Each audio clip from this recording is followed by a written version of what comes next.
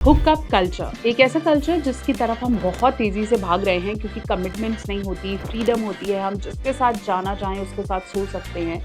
Hookup cultures के क्या side effect हैं और वो कितना हमें इम्पैक्ट करते हैं, हम उसके बारे में बात करेंगे। मुझे पता है ये एक ऐसा कल्चर है जिसमें कमिटमेंट्स नहीं हैं, तो आप बहुत रिलैक्स होके कर रहे हो। जेन ज़ीज़ के लिए it's a very new term, लेकिन कितनी सारी प्रॉब्लम्स अपने साथ लेकर आता है और किन चीज़ों का आपने ध्यान रखना है अगर आप हुकअप कल्चर की तरफ जा रहे हो। ये वीडियो आपको डिटेल में एक्सप्लेन करेगी। चैनल पे नए हैं, सब्सक्राइब करें। मैं हूँ डॉक्टर नेहा मेहता, आपकी अपनी सेक्स हेल्थ काउंसलर। तो बहुत सारी चीज़ों का ध्यान रखना है अगर आप कहीं न कहीं एक अच्छे पार्टनर की तलाश में काफ़ी सारे और पार्टनर्स को ट्राई कर रहे हो तो। बने रहें, जुड़े रहें, वीडियो को एंड तक देखें और प्लीज़ अगर आपका कोई दोस्त ऐसा कहता है कि मेरे तो बहुत बंदियाँ हैं, उसके साथ शेयर ज़रूर करें।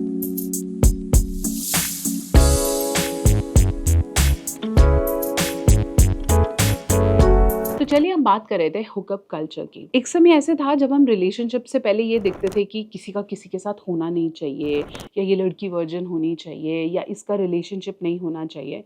बैक टू हम ऐसे कल्चर में हैं जहाँ आज हम शादी के लिए किसी को देखते हैं और उससे हम ये पूछने लग जाते हैं कि आपका पहले कभी था तो नहीं, और था भी तो मुझे बता दो। I am not going to ask anything. मैं कुछ बोलने नहीं वाला हूँ, कुछ करने नहीं वाला हूँ, क्योंकि एक टाइम के बाद हमें ये समझ में आने लग गया है कि आप किसी को ट्रायल से या किसी के साथ करने से नहीं रोक पा रहे हो। बेटर ये है कि वो जब आपके साथ है तब आपका होना चाहिए। बट ये जो कहीं न कहीं एक अंधाधुंध रेस है हुकअप कल्चर की, उसको कहीं न कहीं समझना ज़रूरी है।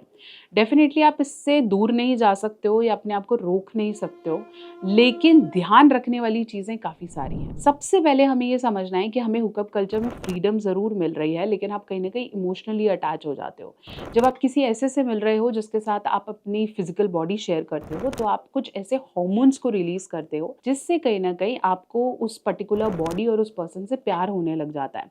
अगर आप रेगुलरली किसी एक के साथ हो या फिर उसके साथ आपको अल्टीमेट सैटिस्फैक्शन या प्लेज़र मिला है या एक अच्छा ऑर्गेज़म मिला है, तो आपकी बॉडी पॉजिटिव हॉर्मोन्स को रिलीज़ करती है और आपको ऐसा महसूस होने लगता है कि शायद मैं इसी से प्यार करती हूँ, या मैं इसके साथ रहूँगी तो मुझे अल्टीमेट प्लेज़र मिलने वाला है। दूसरा बड़ा रीज़न हो सकता है एसटीआईज़। यूजुअली जब हम बहुत हाई होते हैं, तो या फिर आपको पता है कि आप पैसे देके किसी के साथ कर रहे हो या कुछ नया ट्राई कर रहे हो, तो आप बहुत सारे ऐसे डिसीजंस लेते हो जिसमें आपकी खुद की हेल्थ कॉम्प्रोमाइज़ होती है।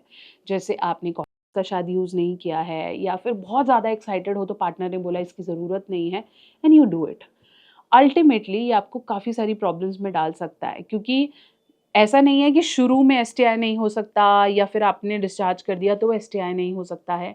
कहीं न कहीं कैसे भी अगर आपने condom का सही से इस्तेमाल नहीं किया है, तो भी आपको काफ़ी सारे सेक्सुअली ट्रांसमिटेड इन्फेक्शन से घेर सकता है। इसके साथ-साथ मैं सेल्फ वर्थ को ज़रूर बात करूँगी। बहुत बार हम इतने ज़्यादा लोगों की एप्रिसिएशन और वैलिडेशन के पीछे भागते हैं कि इस लड़के ने मुझे पसंद कर लिया तो ये बढ़िया है, ये मेरी लीग से बाहर है, लेकिन अगर ये लड़की मुझे हाँ कर देती है तो मैं वर्दी हूँ। जब आप बहुत ज़्यादा किसी के साथ कनेक्ट होते हो तो उसकी पसंद-नापसंद या उसके दिए हुए कॉम्प्लीमेंट्स और हेट-रेट आपको बहुत इम्पैक्ट करते हैं।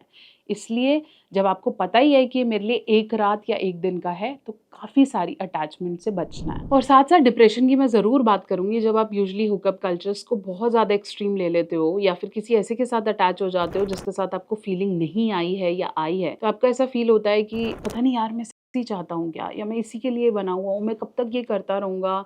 मैं तो गंदा होता जा रहा हूँ, या मैं और कितने लड़कों के साथ सोऊँगी? बहुत सारे ऐसे थॉट्स। तो इस तरह की चीज़ें आपको डिप्रेशन या नेगेटिविटी में लेके जाते हैं। मोreओवर आप अपने आप को जितना ज़्यादा एक्सप्लोर करेंगे, उतना ज़्यादा मुश्किल है किसी एक के साथ उस सेक्सुअल रिलेशनशिप में परमानेंट बंधना। इसलिए देयर इज़ नो राइट और रॉन्ग, लेकिन अगर आप हुकअप कर रहे हैं तो समझ लीजिए कि बाद में शायद सेक्सुअल अडैप्टेशन और प्लेज़र में प्रॉब्लम आ सकती है। अगर आप जानना चाहते हैं ऐसी क्या प्रॉब्लम्स आती हैं, तो मुझे ज़रूर शेयर करें, मैं नेक्स्ट वीडियो में उसे कवर करूँगी। चैनल में नए हैं, ज़रूर सब्सक्राइब करें। कुछ और जानना चाहते हैं तो उसे कमेंट सेक्शन में लिखें। इंस्टाग्राम या फेसबुक पे भी मुझसे कनेक्ट हो सकते हैं, डॉक्टर नेहा ऑफिशियल। और हम खुल के बात करेंगे रिलेशनशिप स्टैट्स की और कपल रिलेशनशिप्स की डेफिनेटली, और सेक्सुअल टॉपिक्स की डेफिनेटली।